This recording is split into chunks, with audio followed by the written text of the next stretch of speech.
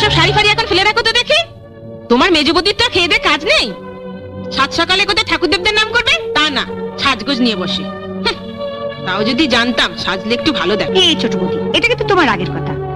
পাড়ার সব মেয়ে বউরা আমায় বলেছে যে আমার 3 বৌদির মধ্যে মেজ বৌদি সবচেয়ে দেখো সুন্দর। তো সুন্দরী, সাত সকালে আমার আর মুখ চুটিয়ে না। ঘুম থেকে উঠে মুখে একাদা রং মেখে রাখলে সবাইকেই আমার সুন্দর দেখায়। না না না, খোকনের দুধ গরম করকে যাও। ঘুম থেকে উঠেও দুধ না পেলে আবার কান্নাকাটি শুরু করবে। তা না এনে দিচ্ছি, কিন্তু তুমি একটু বোকা আছো। বোকা কেন? তুমি আমার বোকামি কি দেখলে?